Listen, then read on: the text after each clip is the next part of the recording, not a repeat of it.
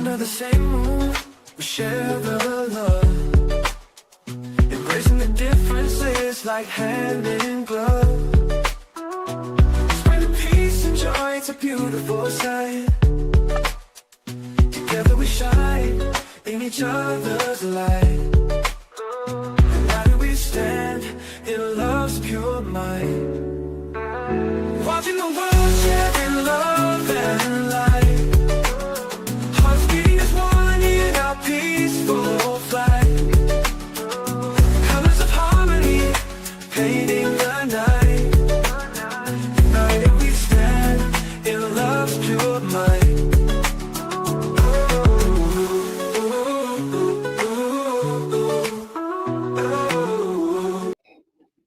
Good evening, everyone. Thank you for tuning in to Watching the World 777. Tonight, we have a great show in store. We're going to talk about some things that has everybody puzzled about the world and just how can we move forward. You know, when you think about life and raising the bar, what comes to your mind? Probably elevating to a higher level. So here on Watching the World, we have someone with us tonight that can help us do that. She is a law professor talking about raising the bar. That's what we try to do, to bring quality people to you so that we can get the actual real news that you can actually apply, the benefits in your life, because you get to find out how this news works in harmony with the law and your day-to-day life. And if you have those questions, feel free to submit. We would happy to answer them for you. Let's bring on with us Candace Kelly, one of the best to ever do it. Thank you. Mel, hello, good to see you. I love sitting with you on a Wednesday to discuss what is going on in the world. Like you said, when we talk about everything that's going on in the world and things that affect us, the law often has a lot to do with it. And I love it that people are so informed and want to join shows like this, which is why you're so popular, in order to understand what's going on out in the world. All right, awesome. What do you think? A lot has happened since we last did our show together, right? Yeah. I mean, I think one of the main things is that you flew out to the scene of the missing mother, Savannah Guthrie's mother. And I thought that that was incredible. We know there are a lot of people that went out there. I just haven't talked to you firsthand about it. And while it's still ongoing, I'm just tonight especially interested in hearing from you. Yes, I'm flipping it a little bit, Mel, because that's great that you went out there, and that's what this is all about in terms of seeking answers, and finding what your audience wants to hear. All right, I'm ready. Let's go. Well, I know. Listen, I'm just very curious. What was it like on the ground? I know that tomorrow and Friday we're going to hear from Savannah Guthrie for the first time, talking to her former co-host, Hoda Kotb. And I just, being on the ground is so much different. And I know that it's hard to really get a sense from just the cameras being there, but hearing you and how you articulate what's going on because it's so detailed, what was it like? You know, it's kind of fascinating. I pulled up to the scene and there's cars stretched out to Kingdom Come all the way down the road. You could just see all of the vans and all the high tech media. But you know what? There was something permeating within me. And I have to say, I'm out here, boots on the ground in New York City. You know what it's like, right? Yes. You know, it's the concrete jungle out here. Yeah. Yeah. Anything can happen. Remember when Diddy's trial was happening, a guy went over to the other courthouse at 100 Center and did this to the, I don't want to speak of the violence, but to the marshals that work in the court. So anything can happen, even in the courthouse, right? Yeah. But you know Absolutely. what? But you know what? It was different out there. Not knowing who took her, it was different. And when it got dark outside at night, everybody's like a little bit leery because they still don't know who took the lady. So that was a different kind of anxiety people were experiencing out there, boots on the ground, because you don't know who it could be. And sometimes these people come back to the scene. So Yeah. it was just like the boogeyman effect. That's what people were calling it. Yeah. I also would imagine that, since this is new territory, you had to kind of feel your way around. Like, what it's like going to the federal courthouse system and who to speak to, how to get in anywhere. You know all the rules. But out there, was there anything that struck you in terms of just how the police operated differently, how the media operated a little differently? Were you helpful to each other? Did you meet people along the way like we do when we're standing online for whatever federal trial here in the city? You know what I observed out there? While I was there for over a week, I really didn't see a lot of police activity. I didn't see the feds at all. And I was shocked by that because there were a couple times when they actually did filmings and to the media, it appeared that the feds were out looking. So it almost seemed like they were just putting that out there to the public to make it seem like they're really searching. But while I was there, they were actually restricting people from really going out to search, discouraging searching. And I couldn't figure that out. Like, why are we not out here Mm. searching? So it was puzzled by that. Yeah, because normally when someone is missing, people like more boots on the ground. People like more people cascading. I mean, a lot of these people are volunteers who are helping police officers, often, especially when, say a young child is missing, that's normally the MO. So it is interesting to see how they are functioning here. I think the other thing is that, the police, they cannot and should not tell us every single thing in case they are onto something. Did you get a sense that there might have been some of that in the air? Yeah, a lot of that. The sheriff, what happens is, remember initially there were some, we call them high caliber YouTubers that used to work for the big MSM. Yes. And they were coming out making statements about perhaps the back door was left open. There was a lot of different things said. Well, the sheriff would come out later and say, "Oh, none of that's true." And then when Mm, when I was there, they said it was January the 11th that the person that came through initially, yeah. and that's where the steel frame photo comes from. They said from January the 11th. So then, as I was leaving, that came out into the media. Then 2 weeks later, we hear the sheriff say, "Oh, that's not true. We don't know if it was January the 11th or not." Oh. So how can you solve a case when everybody's confused? It's almost like the confusion is by design. But I guess that is as expected because first of all, I mean, at the time that you went out, which was when was that about 3 weeks ago? Yes, I believe Yeah. so. At the time, I'm not sure if the award was $1.2 million. That's what it is now. But uh, there's got to be just a lot of confusion when there's money involved and you're getting tips and you just don't know what to do.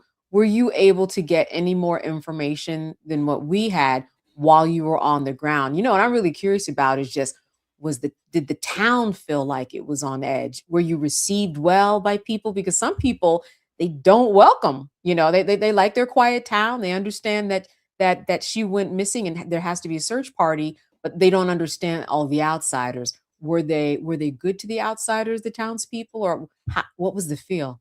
A lot of people were quite receptive, but then some were pushing back very heavily. In fact, Mm, some guys would come through on their bicycle and say, "Listen, there's so many people that go missing every day. Why are you out here looking for one lady? Get out of here." These mm. guys, they would come through on their regular bike ride. Just a few guys, rubble rousers, as they would say, just trying to stir up the peace. But they were actually neighbors saying, "Listen, we want you guys to go." Then maybe while I was there 5 days, I saw signs go up and say, "Listen, we want the media out of here. Let us heal. Let us search for Nancy ourselves." Something like that. I actually posted the photos out there. Oh, wow. Wow. I'm wondering too, there are some juries that, let's say when a murder happens, that they are allowed to go visit the crime scene as a group of jurors. What did you collect being there? Even if you couldn't get very close, but what did you get a sense of being there that you just can't get a sense of by watching it on TV or hearing, the evidence that's been collected? So let me give you a couple things. Number one, just the weather, right? Mm, I heard someone that's really public today, and they have a grand channel. They brought on a professional and they were talking about the blood stains by the door. yes. And because it's so hot out there that the blood must have dried just like that. But Ah. being there, boots on the ground, I realized early in the morning, it's freezing through the night. And remember, Mm. remember the person came in the night, so it's likely that her blood fell in the night. So you can't go by the heat because it only gets hot like right around noon. It's burning hot. And then by 5 p.m., I was starting to get chilly again. So being there, boots on the ground, helped me to understand that part of it. Yeah. Another part is in the video, you see the person approach the door, Yes. and we wonder how in the world did the person get in the door. So, being there, boots on the ground, I had a chance to actually see that there's like a gate door that's Mm-hmm. black. That's black. You know, I have some history. I know how to construct some things, right? Okay. So, um, there was no scratches on that black door, the heavy door. If the person tried to use a crowbar, it would have to bend that metal. The metal was not bent, so I had a chance to actually see. Also, I was able to see that she had a deadbolt on that gated door, and Mm-hmm. also a keyed lock. So I was able to really understand that there's really no way that person could have gotten through that door within the amount of minutes, probably 16 minutes that they were tinkering around with it. Although it could have been longer. So Mm-hmm. it just goes to show that it made me wonder, like, how did this person really get in? The other thing is her driveway is these fancy little rocks, I call it, right? Yeah. But whenever the sheriffs were guarding the house 24 hours and they would change shifts, probably 3 times a day, every time they would drive on those rocks, you would hear it. And you can, Ah. especially at night, you would hear those rocks churning. Even when you walk on the driveway, we could walk on it a little bit. You could just hear the gravel. So whoever came in to take her, they would have had to have gotten around if they tried to drive and get her. I mean, the neighbors are going to hear those rocks. You know, if somebody happened to be up, they could hear those rocks churning. Right, right. An early morning jogger or somebody who's walking their dog late at night. It seemed like, the aerial views that I mean, I wouldn't call it desolate, but it didn't seem like you could be able to those neighbors were not close. You know what I mean? Yes, you could be walking by, but I don't it didn't seem like if you scream loud that a neighbor would be able to naturally hear you. That Oh, yes, the neighbors are very close. That's the other Oh, okay. thing. Oh, man, the neighbors are very close, and that's the misconception that I had looking from afar. Yeah. I thought it was far from the road, and I thought that the neighbors were like so far away. No, your neighbors are like a rock throw each way, and even in the Really? in the back, yeah. So you could actually hear. The other thing that I noticed, because I would be out there in the street, we were live streaming all day. You would hear the dogs barking like crazy. So Wow. the neighbors had dogs. The dogs appeared to be inside of homes, but they were barking. So I would imagine that night the dogs would have been barking. And were there typical street lights, or did it seem to be a little, darker than if you were, I, say, I'm in from the South. I'm from the South, so I grew okay. up on those dark country roads, but we did have a light or two along the way. Out there, never experienced it before. It's pitch black dark. That's what they call it. That's what I thought. That's the sense I got. Yeah. I is that for aesthetics or is that, that's it's just very interesting that it would be pitch black, but I did It's the light pollution because of astronomy and all of the studies and so forth that they have there. They have different ordinances where you can't have the lights out. So, imagine with all that darkness and then somebody come and get you in the middle of Yeah. the night. That's worse than a horror movie. Yeah, no, it is. It is. In the pitch black, I know in some movies they have those glasses where you can see in the dark. I remember that in one Hannibal Lecter movie, he was in the basement, but they both had he had the glasses on to be able to see in pitch black. Yeah, but it reminded me of just kind of the pitch blackness that I think about in that type of movie. You stayed there a week. Did you kind of and you look, I can ask you questions for an hour. So if you're going to have to cut me off. Let me just say that. You're going to have to say we need to go to the Epstein files. But All right, we have time. okay, in terms of just when you went out there, what was your plan of action and did that change along the way because of different moving parts that you just didn't know what to expect? And was this your first time out there? Were you familiar with the area? Yeah, it was my first time out there. My plan of action was to actually make a difference, perhaps, but I wanted to start off with observation. I immediately requested to meet with the sheriff just to see if he would talk. He wouldn't Yeah. talk. He wouldn't talk. And I've tried up to 7 times already, 8 times actually by now, and Mhm. he doesn't want to really answer those tough questions. I just wanted to know a few things about the scene that was quite troubling, that they probably wouldn't have told me anyway, but I wanted to at least have that opportunity. I came 11 hours to fly one way, so I wanted to make it worthwhile. But, getting out there, it was basically streaming all day. I went out there while they were searching. They found a backpack. So I was there for some key moments, made a lot of new friends. That was a good part about it. Yeah. Also learned that the mainstream media was having a major conflict. I actually walked into that, so I wasn't expecting that. Oh, really? What Uh, was that conflict? well, they basically wanted the independent media, the YouTubers, as they call it, they wanted them to leave as soon as possible because they didn't have, maybe all the whistles and bells and credentials as the big mainstream media. Yeah, yeah. I mean, I mean, it reminds me of what we might talk about today, just in terms of, meta and how popular social media is. And I'm afraid that influencers, non-legacy media, they're here to stay, and they are major competition for major people. They can ask for it, but I think the best thing that legacy media can do is integrate into it. So I'm not surprised that you saw that at all. What social media has done and what having the access to this has done is just given everybody kind of this equal playing field, and some of them almost have the same fair market value in terms of an NBC, which is incredible when you're talking about how long an NBC or CBS has been around, for them to look at, passing the baton or sharing the baton with an influencer that's been up for a few years. That's not a good feeling for them. So I can definitely understand where they're coming from, but certainly we know the writing is more than on the wall. Um, were you able to speak to any neighbors or people in the town, or was everybody kind of clammed up, which is how sometimes towns and locals are? You're really good at what you do, I could tell. Why is No, that? I'm just kind of checking out your style while we're going through this. You're, as they say, excuse me, damn good at this. Well, I So thank so you, and I'm rising to the occasion with you. So, yeah, you know what the neighbors said, and it's actually coming out in the media. I'm telling you, I picked up so much stuff. I talked to two different neighbors. One neighbor said that her mother was in a home, the father passed away. hmm. They had lived in that neighborhood 50 years, pretty much the same time frame as Nancy Guthrie.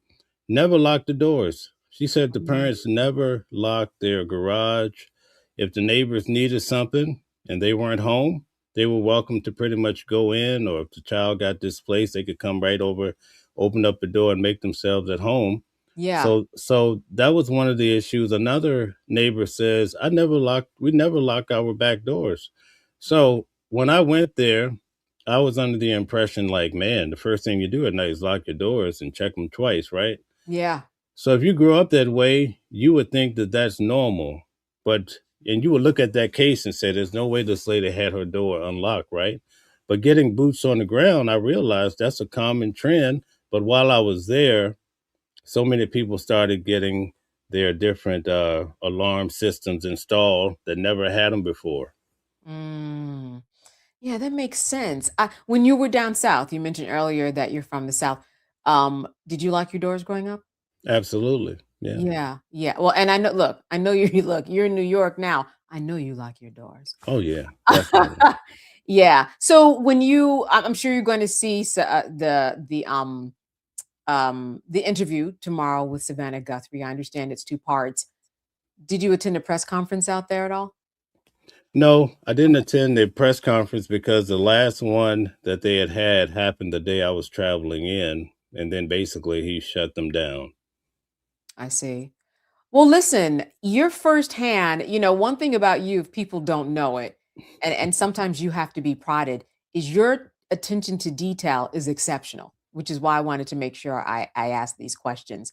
And I can remember being in court cases and in court with you and coming out and seeing the things that you kind of gathered, and specifics and observations that you naturally would make about people. And so that's why I really wanted to ask you questions. So thank you for letting me flip it around a little bit, Mel, Yeah. and Oh, get your boots on the ground, through the lens of Mel seeing. yeah. You know what else too that I was able to come to this conclusion while I was out there, is that the ransom notes were real. Now, why do you And say that? before I went out there, I thought they were fake, right? Okay. Or I thought it was maybe somebody out in Africa, some other place just coming up with letters trying to get a come up. Mm-hmm. But when I was there, I realized, in talking to some of the individuals that were related to the law enforcement, they basically reiterated what the FBI had said, that the first letter mentioned things that only the person that took her would have known, I like see. what she was wearing, Mhm. where the Apple White watch was located at the foot of the bed. Also, Mm. I had also heard through the grapevine that on the first day, maybe the January the 11th, Yes. the person actually broke the fog lights on that day, and that was mentioned Mm. that's mentioned in that first ransom letter. So if the first ransom letter is real, notice the sheriff says we know why he did it, right? Yeah. I think the sheriff is trying to articulate that we know that they did it for the ransom because it's in the letter, and the letter mentions details that only the person that would have taken her would have known. See, I wouldn't have came to that conclusion unless I went out there myself and kind of put it together. Yeah. And there was a point where it seemed like I think they wanted it in Bitcoin or some type of cryptocurrency, right? Yes, Yeah, there yes. was a point where there seemed like that was a viable there seemed like there was high hopes at one point. And you know what, too, while I was out there, that's when they started with the helicopters. I think while I was flying out there, they were doing the helicopters looking for her pacer signal. Mm. Mhm. And then they moved into the drones. And I noticed, right? Because I pay attention to a lot of things people don't Yeah. see. I noticed that while that was happening, this person sends a letter to TMZ saying, check this out. Oh, I saw her in Mexico. So that told me whoever did it is local and they're trying to send the police on a wild goose chase because they got nervous Mm. about that Bluetooth being that signal. I felt like, oh God, they're getting close to us to figure us out. Let's send another letter saying she's in Mexico, just trying to Right. throw the police off. So I still think at the end of the day, there's no real viable reason for anybody to take her other than someone that had an ulterior motive, probably someone close to her related to her. I mean, I can't shake it, but I could be wrong. Yeah. But as I looked at the entire story, it looked like one big story that somebody wrote it, and then Mhm. they hired this guy to go take her. They wrote the letter. They're writing the letters. It's like they're running this whole show. And I think the guy at the door is a distraction. I think the letters Mm. are a distraction. And I think when you really look at it, like with Occam's razor, Yeah. it's gonna be real simple, Right, right. It's just right in front of your face. It just right in front of your it face. is Yeah, what it is. yeah, yeah. Like who would go in and take a lady to say? I mean, if they wanted to take her for the money, but even still, you would be so lucky that she wasn't paying for her subscription on the Nest. Like that's the basics. That's the bare minimum. You Right. know, Right, right. that's getting real lucky. You see what I'm saying? Yeah, yeah. And it Yeah. also seems as though someone who would wanted money would have acted more quickly. Do you know what I mean?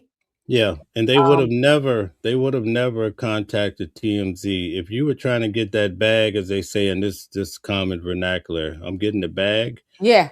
they would do it with whispers. They would have reached out to Savannah and says, "Hey, I got your mom. You better give me this money. We can make a deal," right? Right, right. The person that's contacting TMZ is a person that's trying to distract somebody. They want all the fanfare Yep. because they're the ones that did it. You see what I'm saying? I know, absolutely. I do. I do, and that has to that goes again. I won't, It's really simple. I guarantee it's going to be simple at the end of the day. Right, right. Look, you're from Mhm. the South, so you can appreciate this. My grandmother would say, if it was a snake, it would have bit you, right? It would have Right bit you. there, right Yeah, there. Yeah, right right, there, right in front of right your there. face. Understood. Well, listen, tales from the ground. I really appreciate all the insight. Glad I had the chance to speak to you about all of this. Yeah, I'll go back if there's a new development, Yeah, if they crack the case or something like that. So we'll yeah. Well, see. look, go back after all this TSA stuff, okay? Because all these hours in line, Oh that's gonna be my. that's a whole problem, and that's gonna be literally taking an act of Congress in order to change that. But anyway, glad that you Right. made it out there safely, and that you are back and are ready to go back if need be. Yeah. So what do you think about it? Speaking of a TSA, what do you think about people are still My goodness. having government shutdowns affecting people's money? Yeah, I think that first of all, we are asking a lot of our men and women in service at the TSA to have them go to work for this long since February with no pay. Even people who are getting paid are having a hard time affording these high gas prices, high food prices. Add everything else from childcare to whatever mortgage or rent you're paying. There's no way that you can ask someone to just go ahead and, for the government's sake, go ahead and jump on in there and we need you to work for free. You can't ask people to do that. That's not even, that's just a bad way of doing business. Even in the regular, if you had a business, you can't ask somebody to work for free. That's against the law, right? Right. So the fact that they're asking all of these people to do this, I think, is absurd. And the fact that they have taken a stance and said we're not going to do it anymore is going to be a big bell ringer for people who don't understand how serious this is. Go to Atlanta yesterday and you were waiting 6 hours in order to get through TSA. Then that's going to have a ripple effect on the airlines. It's going to have a ripple effect of all the people who are involved there. And so this is going to be a real eye opener. Not everybody in Congress has private planes. So when they travel, it's going to affect them too. I think it's going to hit home finally because it's going to affect people on a personal level. And that's where we are. But we can't ask people to work for free. For what? Why would I work for free for anybody in Right. America? And this is Why? the second time for them, right? Because they recently had the government shutdown not long ago. So, Yeah, they did, and there were people who rewarded for their proper attendance of that $10,000. Hey, listen, it's been February. This $10,000 is not going to take you very long. No, not at all. So I right, think I think that this is really going to change the tide. Give it a week. It is going to change the tide. This is really ridiculous. You're gonna, something crazy is going to happen too. Something's going to backfire. There's going to be fewer. Listen, there was that accident over in LaGuardia. I'm not saying that it's all connected. I'm just saying that more accidents will happen because the right people are not going to be on the ground to do their jobs. It just has an effect, right? An effect on everything. So, right. Absolutely. So, what do you think about this whole war situation? A lot of people don't want to call it a war, but are you worried about it affecting you personally? yeah, what was I just saw a video that I believe that the people, those in Iran, I meant to send it to you before we got on there, but it is something that we should not act like this just happens on the movies and happened, during Vietnam. We are in America. We are in a situation where the president is saying things that Iran is saying, what are you talking about? This hasn't happened. Trump recently talked about a gift that he got from Iran and he didn't want to go into the details. And they're saying, what are you talking about? We're- If you're talking to someone, you're talking to yourself, is what you said, because you're certainly not talking to us. That is not a very good feeling when it comes to countries that have the power in order to take certain parts of the United States out. And if you push someone hard enough, they'll make their move. Of course they will. We are literally playing with literal fire at the end of missiles. We are literally playing with people's lives. People have already died. So I'm not sure what more people, somebody's got to move the needle in order for better conversations to happen, and stop being so stubborn. The conversations that we're seeing in the media right now, they're either they're either so uh, focused in terms of one-sided, or they just kind of don't make any sense, or they're confusing. Yeah, I'm afraid, and I think that people should know that this just doesn't happen in movies. There's no reason for me to think that things would not happen. In fact, since Trump has been in office, there used to be this threshold of no, that would never happen. Now I really look at things, anything can happen because the things that I thought couldn't happen, now they've already happened. So, all hands on deck, all eyes open, all ears ready to hear some craziness, because we have been in this particular lane for a very long time, very long time. Right. Could you take a moment and let everybody know? First, I want to say, guys, hit the like button, share, subscribe. Thanks for supporting the channel. Take a moment and tell everyone who you are, what you do, and how they can support you. Yeah, well, you know what? The best thing you can do is follow me, Candace Kelly TV, on Instagram. That is where I am most active. Not active lately, though, I must say. But I make my rounds on shows. I need to post better and do more. I know, it's 2026. I'm also a professor at Rowan University, where I teach media law and a series of television courses where I teach people how to be on television. I teach people how to report, how to write, how to edit, how to go out and do a live shot, how to sit down and do some of this. And we put on newscasts and do a bunch of different things with the students down there at Rowan University in Glassboro, New Jersey, which is right outside of Philadelphia. So that's how I spend my time. Yeah. That's amazing. Thank you very much. So, the big question I want to know, what's up with Meta and this whole lawsuit? Yeah. Not a good week for Meta. Not a good week for Meta. Meta has been a part of a couple of cases. One of the cases, the decision came down today that they, meaning Meta, as well as Google, were in fact liable for someone being addicted to their particular social media platforms. This has been ongoing for a while. For people who are following the case, we know that Snapchat, for example, they already settled, but it was Meta and it was Google. Which one? Anyway, they decided we're going to actually have a jury hear this particular case. And what happened was there was a $3 million award that was given so far in terms of compensatory damages. We haven't gotten to the punitive damages yet. And so this is where we are. So what the courts and the jury ultimately said was, you have a product design that is defective. They didn't say, that you should have been able to monitor what was on here because of Section 230. Listen, for people who don't know about Section 230, it's something that social media operations always lean on, and that Section 230 says that the person who provides the platform through which you might share a file or share a video that might cause someone mental illness, the person who has created that platform, they're not responsible.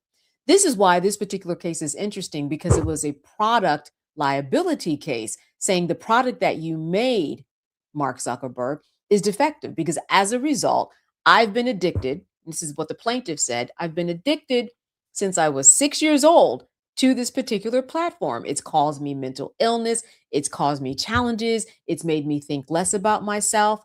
And there are many attorneys general across the country who have also filed similar lawsuits. This is just the first one that we are hearing, and it's highly indicative of where these other lawsuits will go. And that's why this is very important. Certainly, Meta is going to appeal, but the jury said, you know what? The product that you made actually is addictive. That's the takeaway from all of this.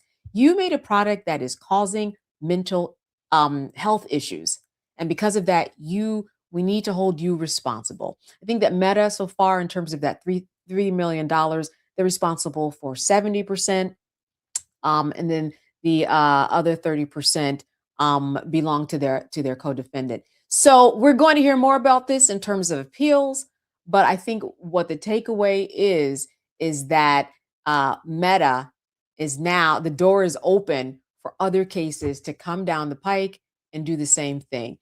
This young woman who's now 20 years old, she's not the only one that filed the case. We're going to see more from this. Wow. Did you expect that outcome? I gotta say that I think it could, I was either way. I was 50-50. I followed the case, and depending upon who took the stand. I know when Mark Zuckerberg took the stand, he is not a very good I don't want to say public speaker. Listen, if you testify anyway and anywhere, it's going to cause a lot of consternation and angst that you've never felt before. It's different than sitting here with you. You're in front of a judge, jury, attorneys, and any time that I've seen her perform, if you will, it's been in front of Congress, and I hear about what he said inside of this particular case out of California. as a result, he's not good. And I'm just saying that there's a lot of pressure. And maybe I'm not good either on the witness stand. I've never been there, but he is not very good. And because of that, I know that that particular day when I listened to some of the things that he was saying, I said, yeah, I don't think that this is going to go his way. It is very difficult, especially if you have a parent or anybody who is sitting in a jury. We all know how addictive social media is. If you have a parent, you've probably had it out with your child. Put the phone away at dinner. Put the phone away at school. I got a call today. Put your phone away. I see your light in your bedroom. Shut it down. So, in terms of anybody having any empathy for Mark Zuckerberg, especially in this economy, and what he's doing, it's a whole problem. I am not surprised that a jury would see you actually are responsible. Listen, this is something that, unlike a pill, right, or medicine or food that goes through the process of the FDA, for example. He just started this platform. There was no oversight. The oversight came after all the laws that we've seen develop so far came after the test case. And who was the test case? Us, everybody who's in the world, all the 8 billion people who potentially have access to this. We are all the test case, and this is why we're seeing these problems. There aren't any rules. There weren't any rules. There weren't any laws that were put in place. He just threw it up, and then the rules came along the way, and that's why we're in this position. Even so, the guidelines that they have created, and this was another case, and maybe you can look it up. It escapes me, but there was another case this week that they lost because of how child predators were able to interact with people online. And this was also a case that they lost. And the court said, you're responsible there too. Your guidelines that you have in place, they're not saving anyone. If you go online and you create an account, the predators come to you. You don't even, according to, this is what the FBI did. They did an investigation, and they went online. They just created an account with a picture and a name, and they were 12 years old. They didn't even have to engage child sex predators. The predators came to them. And then if it was shut down, they were able to, with a different phone number, just start up a new profile. It shouldn't be that easy. There was also, as a part of this process, that there was a man who engaged in what they thought was a 12-year-old, and they were on the case as a part of all this in order to make their case as to how easy it was. The person who met them at the hotel was not a 12-year-old. It was the feds. So they brought significant evidence to court in order to make their case. And I think that that's just the biggest takeaway, that we are seeing now the courts finally deal with the onset of this. It's finally becoming this weird perfect storm to set precedent cases so that children aren't at risk, and then children who turn into adults aren't at risk and bring these issues into their adulthood. So, and excuse me while I just look up something, but I'm still listening. Okay, very good. So I just want to tell you, speaking of the court, I'll be in court tomorrow with James. He's one of the attorneys that's in the audience. He's a moderator for the channel. Oh, hey there. Excellent. Yeah, we're going to have to give a shout out to James, but we're going to be covering Nicolás Maduro tomorrow. Yeah, now tell me, that is going to be something. Wow. First of all, can I ask you a question? And this is for people, I had a student ask me the other day, how do I get into the federal courthouse because of this terrorism case that he wanted to get into? What's your process? Because this is a big one. How do you prepare for getting into the court? It's a whole thing for people who don't know. And I will also say that anybody can go, right? But you have what it takes. You know what it takes. What can you tell someone who says, you know what? I'm actually going to stop by that courthouse. What should they know? Well, if it's just a typical case, you could just get into, typically they have two lines, one for the public, the other one is for the media. So because I have a media pass, I typically go in as media, but you can go in through the public. If the case is low profile, it's easy to get in through the public. They typically allow about 12 to 15 people, give or take. If it's high profile, public or media side, it's tough to get in.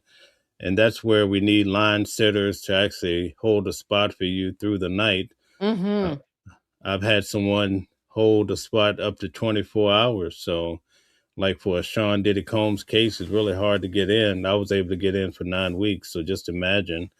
and that comes with a pretty hefty price tag, but it can be difficult. But getting a press pass makes it much easier. But the average person can get in. They can just walk right into the court. They're going to check you out. They typically won't even ask you for your ID unless it's some type of high tech case or some sort. But Right. you, but you could make it your effort to start following cases. It's not that difficult.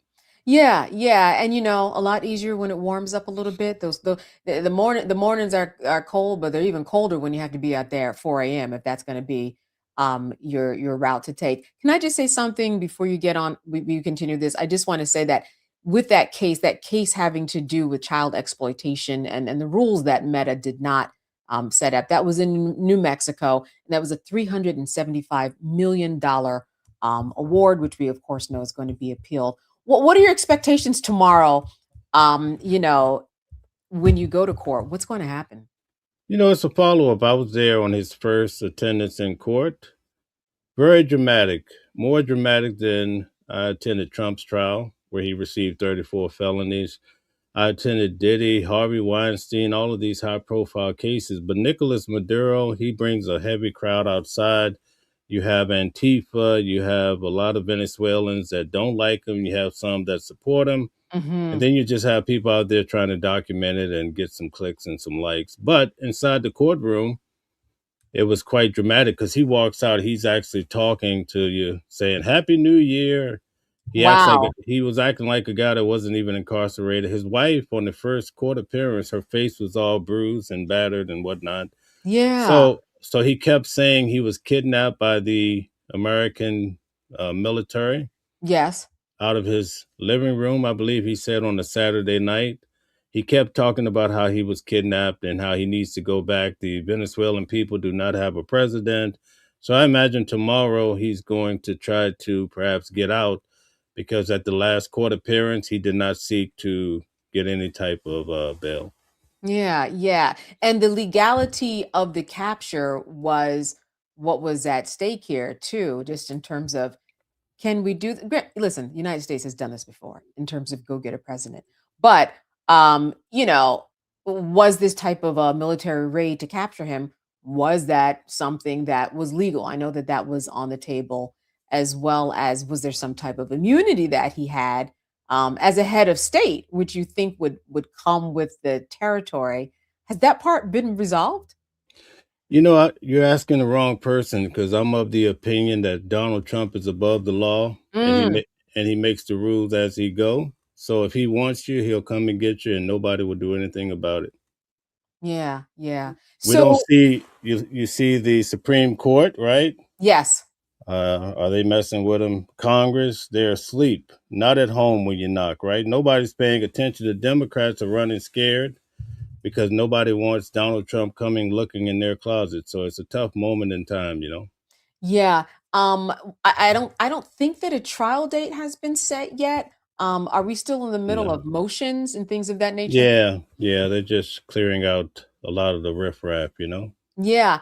I know that one time when we spoke about Maduro and you talked about his physical presence, which we know that means a lot in any courtroom because even if you don't take the stand, whoops, drop something. Even if you don't take the stand, you're actually saying a lot by just sitting there, right? We know Sean Combs didn't take the stand. Luigi probably won't take the stand, but just them sitting there, like, right, just the sweater that they're wearing, it says a lot. I am wondering, what does Maduro say with his presence? Number one, he's a really big guy. Yeah. So he towers over everybody, bringing him into the courthouse. Um, when we covered Sean Diddy Combs, did you ever hear any type of chains before they brought Diddy into the courtroom? You mean any type of change that he had on? Yeah, chains that they No. were releasing. No, that was a Luigi thing for sure. But no, with Sean, that was there. I don't believe there were chains that they asked to come off. No. Okay, so with Maduro, we actually heard them taking the chains off of him and then they dropped it on the floor. Oh my god. You know what? That was a different type of party. You see what I'm saying? Now it's Yeah, like, that is wait a a minute. different that is some drama for you. Right, this guy was a president yesterday. Today he's in cuffs. But He Wow. comes in, he has this whole way about him where he's talking about God.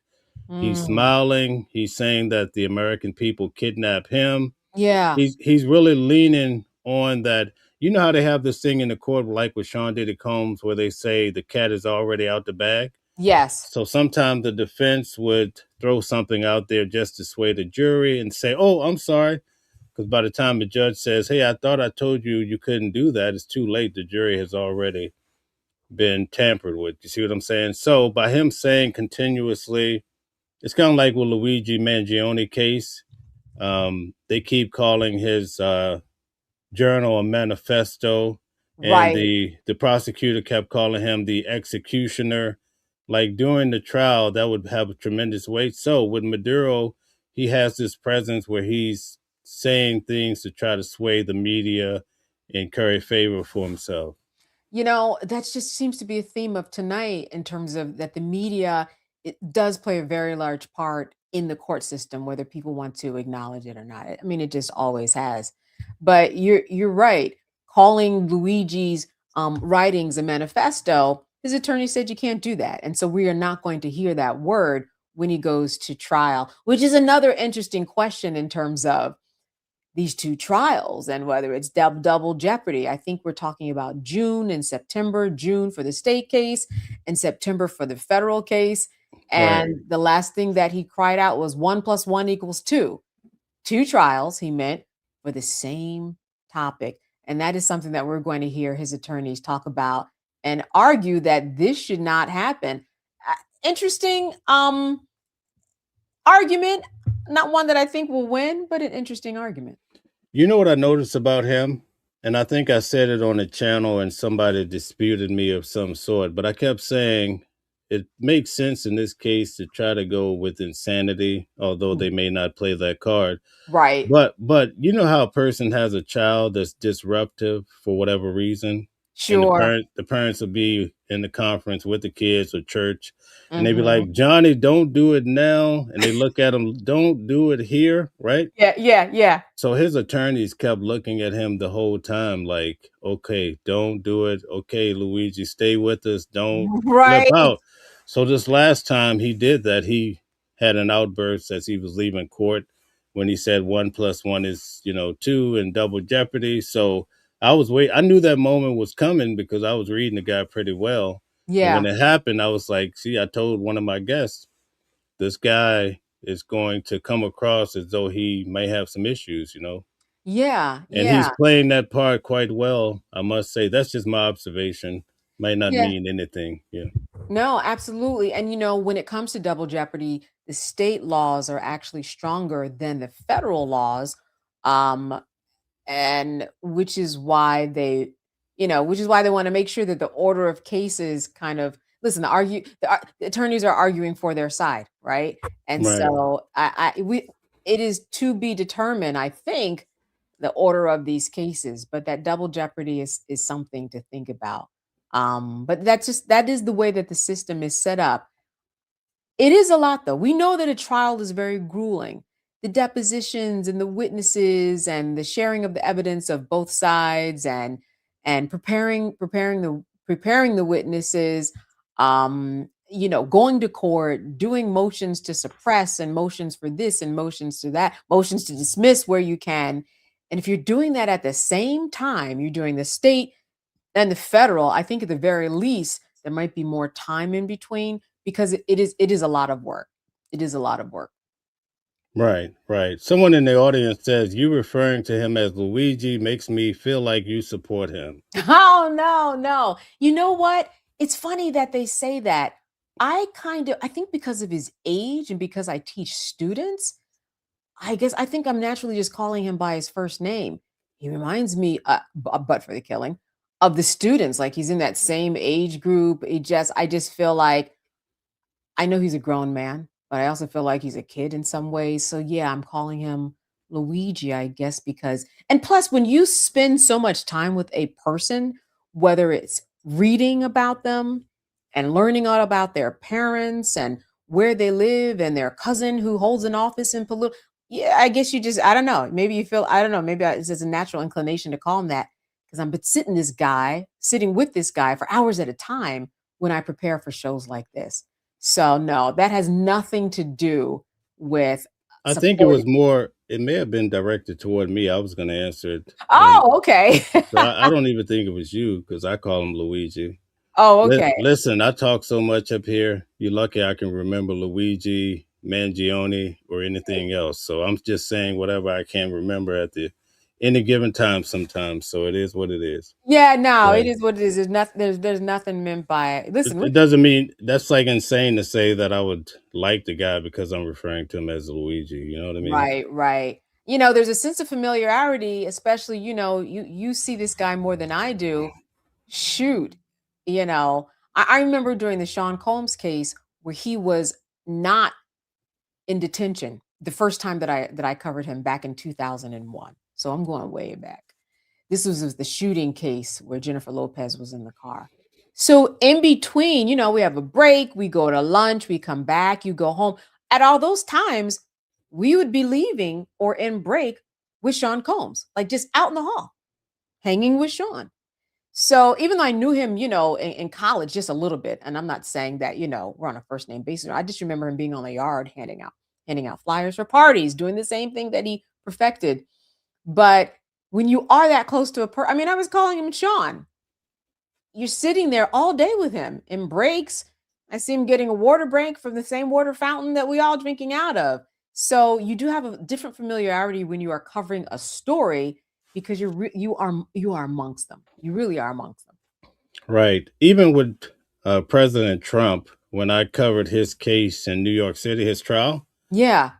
there were times when there was one day when the judge kicked everybody out of the courtroom. So Donald Trump comes back in the lobby area. Okay. He's standing right there with us, you know? Really? All Yeah, right. So, like he wasn't divided. He was just standing there talking to people, just being President Trump. Like all right, you got to take us there.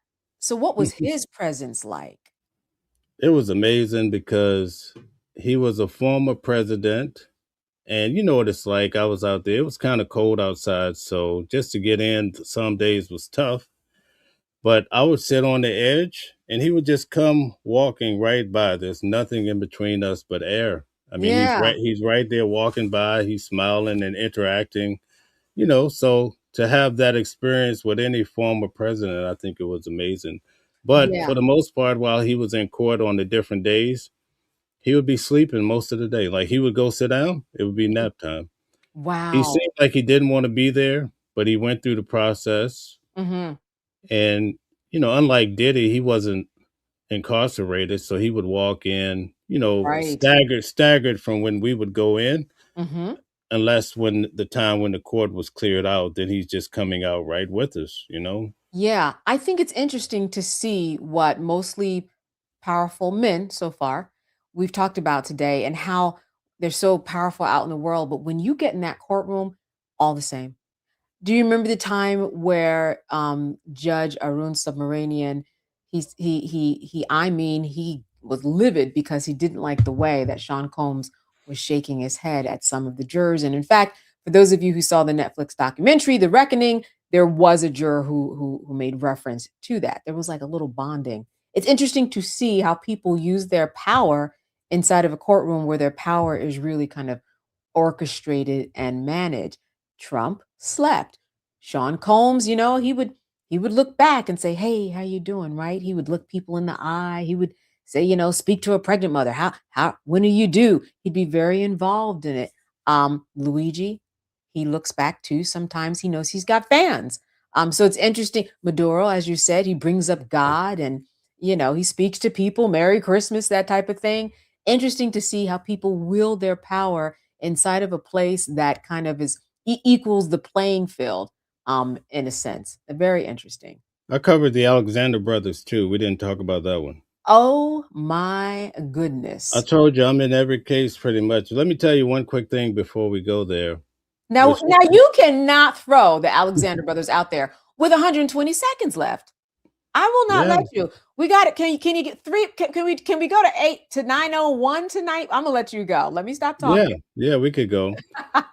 With Sean Diddy Combs, I don't want to say too much Yeah. because sometimes, yeah, I have to word this carefully. But anyway, with Sean Diddy Combs, initially in the case, I won't tell you what changed his mind. He was sitting there, and when Cassie and people were talking, he was subdued.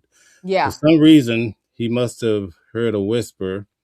And then when those negative words would come out, he started responding. So he's like, no, no, no. And that's what the girl's referring to on the jury. She was like, yeah, I would look out at Sean Diddy Combs. And when they said he did that, he was like, no, no, no. So somebody must have gave him a good tip. Okay. Yeah. All Yeah. right. Okay. Mhm. So You're with gonna the leave it at Alexander, that, huh? yeah, with the Alexander brothers, right?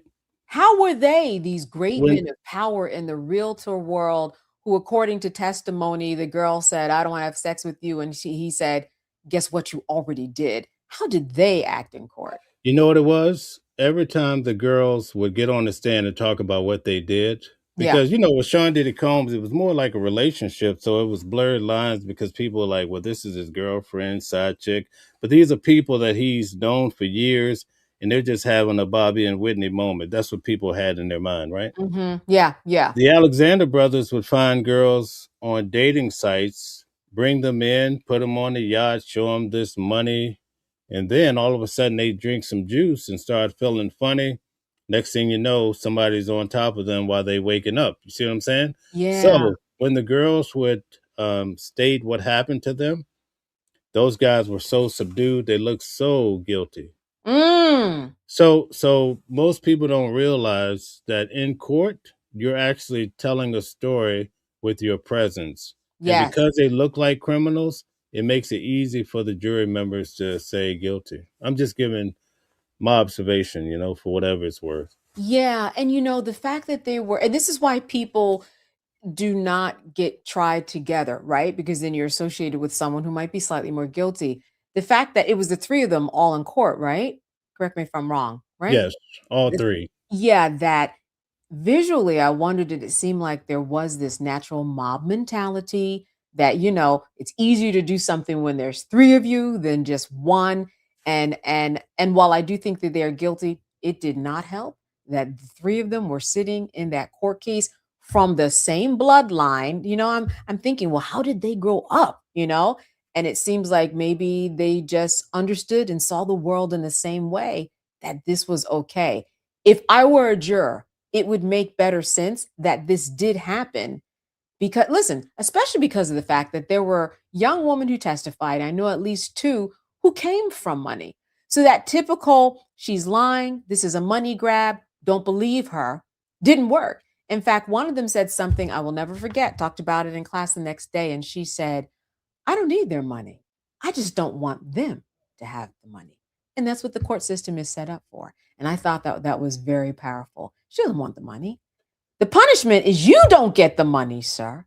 You don't get the money, sir, and neither do you. And I thought that that was powerful. And I never quite heard it put that way. And you know what's different?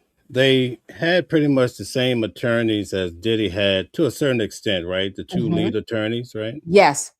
Oh, you But mean as in Mark and Karen right. No, it's Agnifilo? Mark Agnifilo and I believe Tenny Garagos. Oh, Tinny. It was, yeah. Well, So and it makes sense to have Tinny. You have a woman on there that's always very helpful. But go ahead. right. So here's an observation that we could probably learn from because I see everything pretty much. With Sean Diddy Combs' mother, I got to know her quite well. Mhm. During the case, you could tell she was very pensive and she was concerned. And she always had this moment like, you really need to do this because they're going to lock him up. She was aggressive with the attorneys, really fighting and, trying to push it so he could win as much as possible. Yeah. In the case of the Alexander brothers, Mhm. their parents had this whole air about them that they were going to win the whole time. Oh, these Really? girls, almost like these girls are lying. And how did And, that and translate? How did you get that from them? we're in the same cafeteria. I could Yeah. see and hear different things, that they felt.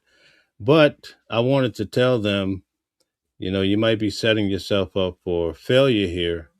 You have to take this easy because they just thought that they were going to pull this off. I don't know why, but Hmm. this is just my interpretation of what I observed. You So know, when it happened, it was like crashing into a stone wall. really, what was, and, the judge always says no reaction. Being there, was there a reaction that you can recall? Yeah, action of from the family side, they were shocked by the outcome. I mean, it was devastating because I think they felt throughout the whole time these guys were going to win. And even now, I mean, there's rumors that Donald Trump would likely pardon them. Uh, Hmm. I could see it happening. So, but at any rate, they're locked up right now. Yeah, I think that the timing of pardoning men who have been accused of raping women over a period of years in the middle of Epstein during a week when a young woman said, "Yeah, Trump raped me."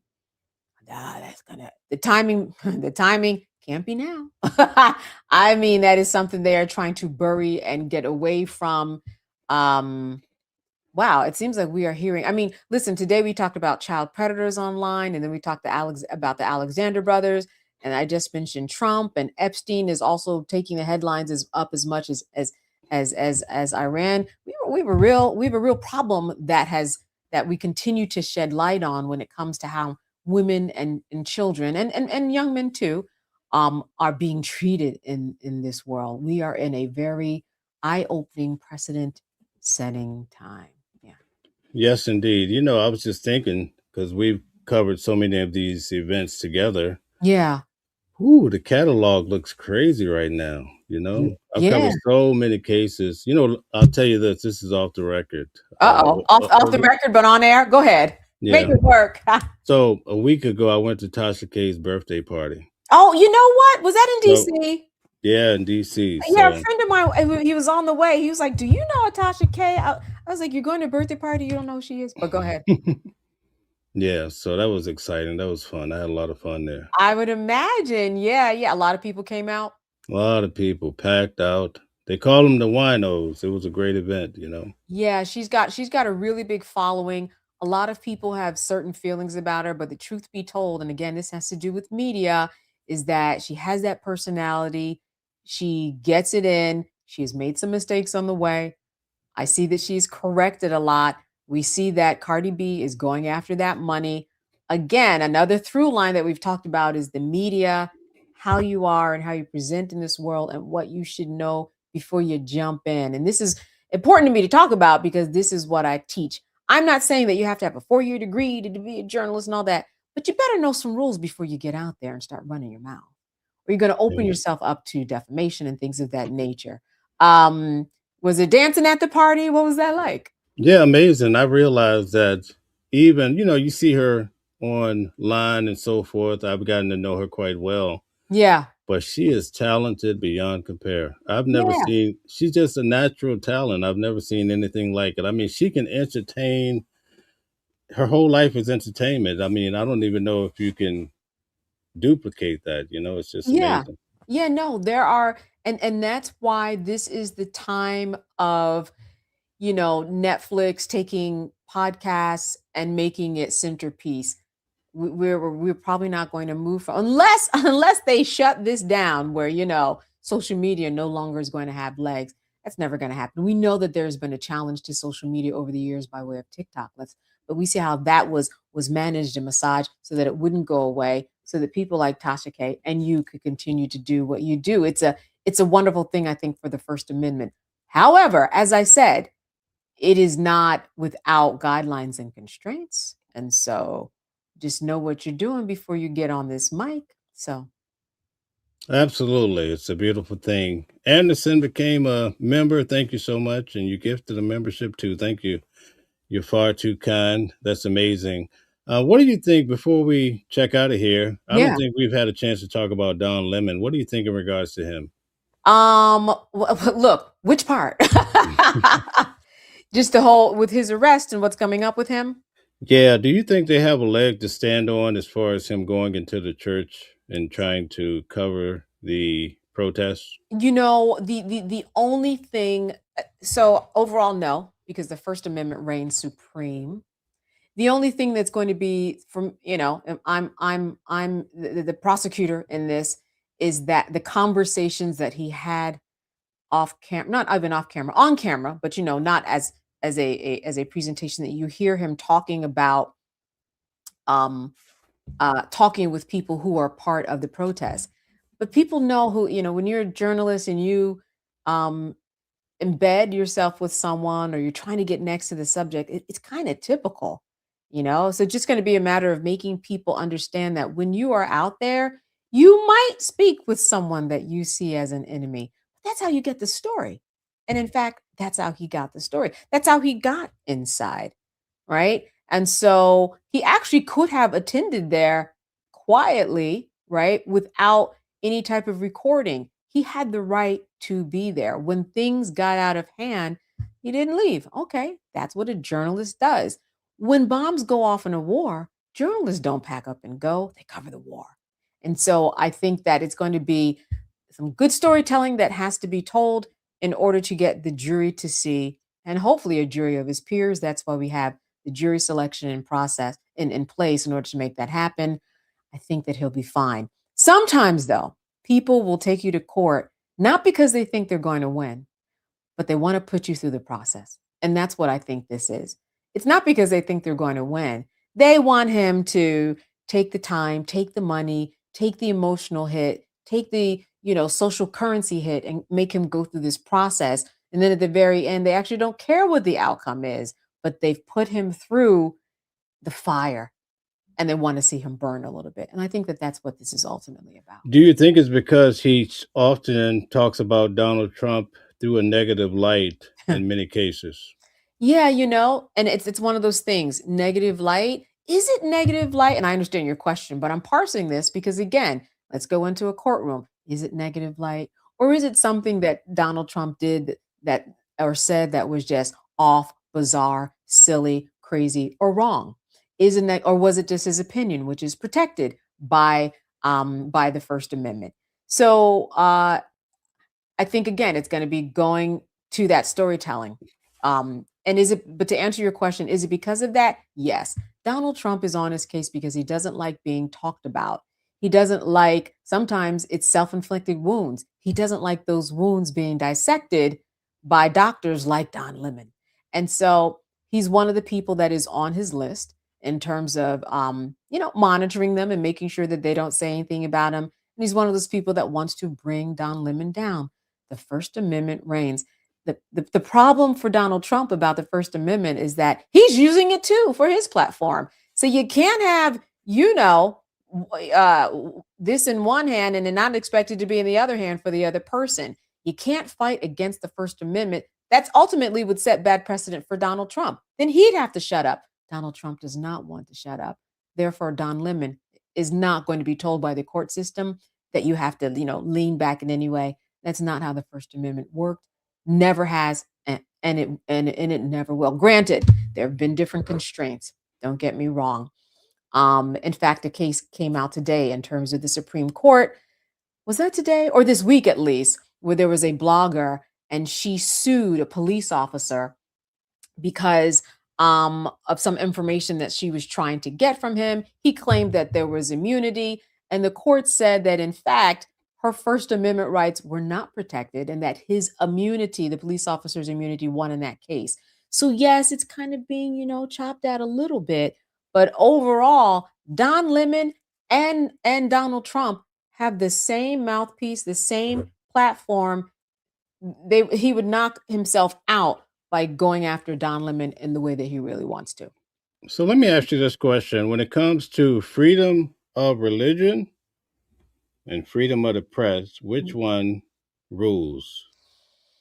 So depending upon now, that's a very good question. Depending upon where you are, if you are on church grounds, you're right, that's going to be a big one. He was on grounds whereby that's another thing, the trespassing issue here, because that church, I believe they told him to leave. Did they tell him to leave? I can't remember. The bottom line is that he was in a church, and that they didn't want him there towards the end, and that is going to also be an issue. That's going to be a little bit of a stickler, actually. So freedom of religion, because he was on their grounds. That's going to be one that I think he's going to win, but it's going to be one again that's going to have to be super explained because freedom of religion um, and freedom of the press are both in the same amendment. So you're going to see that tug of war in terms of how the First Amendment plays out. But they're both so important, which is why the First Amendment is first in the list of amendments, right? There, you could have had a lot being first. You know, the right to bear arms could have been the First Amendment. Search and seizure could have been number one. Number one, they made, right? The freedom of the press, the freedom of religion, the freedom to congregate, right? All of these things. So it will be interesting to see how that plays out. I don't have an answer because again, they both carry quite a bit of weight. Right. Because I think if I saw it correctly, and don't quote me on this, I think there's a point in the video where he says something like, well, I don't want to go in there because if they see me, they're going to know we're about to do something, something to that effect. Yeah. And I know they waited till after the prayer had stopped, and that's when they started the protest. I'm speaking loosely off of memory. Yeah. And Yeah. maybe that's when he came in to cover the story. And I think this is what Cash Patel is trying to put the screws to him. Because you know what was scary about this case is that Cash Patel seemed to be very versed. You know how sometimes it's kind of like Mark Agnifilo is so versed on Diddy's life and his whole case. Yes. When I saw that Cash Patel was spitting out all the facts about Don Lemon on that day, I said, Mm-hmm. "Oh my God, you're in hot water now because you have this guy, the leader of the pack, taking your case personally. That could be a problem, you know." Yeah, no, absolutely. You know that they're on the case the way that he was spewing off all of those facts. I guess the other question that becomes very pivotal is was he involved in the demonstration as a demonstrator because of the way that they're going to say the way that he went in with them, right? Or was he a journalist that kind of was really just alongside of them, covering them doing their thing? And again, being in court is all about storytelling, and they're going to have to explain what journalists do. You know what I mean? Right. So we'll hear more Because about that. because I think what they're trying. This is just my perspective of Yeah. looking from the outside. I think what they're trying to say is that basically he knew what they were going to do, and he came to cover it as a part of that unit. Mm-hmm. It's almost like if I say, "Hey, tomorrow I'm going to go rob a bank," and then you say, "Okay, I'm going to come and cover it." Sure. You know they're going to lock all of us up. Exactly, exactly. It's like, okay, so you just waited for this to happen. But again, journalists have these rights in order to get the story. It's kind of like people always talk about, hey, you see these people in these videos in some third world country, and the little kid is dying with a bloated stomach. It's like, well, you're the Right, cameraman. Did you have any food? Well, you kind of have to make a distinction as to who you're going to be in that situation. I mean, sometimes journalists do help. If you see somebody who's drowning and the story that you're covering has to do with, lifeguarding, if you can help, you're going to help. Put the camera down. But in this case, that is going to be the distinction. Did he go with these protesters and charge the congregants, or was he just alongside them? Again, that's what journalists do, though. They right. are It's going to out be there. hard. I think it's going to be hard to get 12 people to come to that idea, you Yeah, know. But we'll I have think to so wait and too. see. You know Yeah, what the thing is, though? What I learned from Sean Diddy Combs and some of these other cases, whether you win or whatever, by the time you miss all those meals and you're just stressing about what could happen, yeah. it's not worth the journey, you know? Yeah, yeah. It's he's on a tough journey no matter what. And No, by the time you, yeah, absolutely. There's one thing they can't refute. Don Lemon is a journalist and he yeah. covers stories. So he's I got think he's probably one of the top out there. I mean, I guess sure. he's especially independent. Yeah. Oh no, absolutely. No, absolutely. Right, So yeah, we absolutely. will see. So, all right. Well, thank you. We've reached over our time, but it was a great day, a great time. I Yeah. enjoyed it thoroughly. Yeah, so did I. Good to see you. Hey, listen, we are back just in time for the weather to break. Let's continue to do this and I will see you soon. All right, very good. Would you like to say some parting words to the watchers? I would just say this. I'm a very strong believer in what social media is doing. That has been a thread in everything that we've talked about, every single thing. And what that is doing. just be mindful of social media and how much you're on there, and how you interact with people on a real face-to-face level. It is great sometimes to put that phone down. We've been talking about that as the crux of many of the cases that we've been discussing, and it shouldn't really be taking our lives over our lives like that. We do have to do better as human beings. Interact with someone tomorrow in a way that you haven't. Put the phone down. I'll leave you with that. All right. That's amazing. We appreciate having you here. I speak on behalf of the watchers. It's amazing to have someone come on the channel to perform at the highest level as yourself. Thank you Thank, so much. thank you. We'll see you next Wednesday night. Until then, be well On and it. keep on shining. Thank you. Different voices, but the same song. Living a world where we all belong. Kindness leading the way, breaking the chains. In the symphony of love, the thing remains. Embracing diversity, brighter days in sight. Watching the world sharing love and light. Hearts beating as one in our peaceful flight. Colors of harmony, painting the night. United we stand in love's pure might.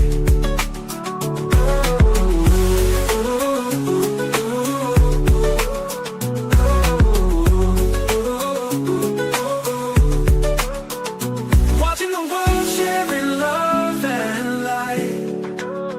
Hearts beating as one in our peaceful flight. The colors of harmony, painting the night. United we stand in love's pure might.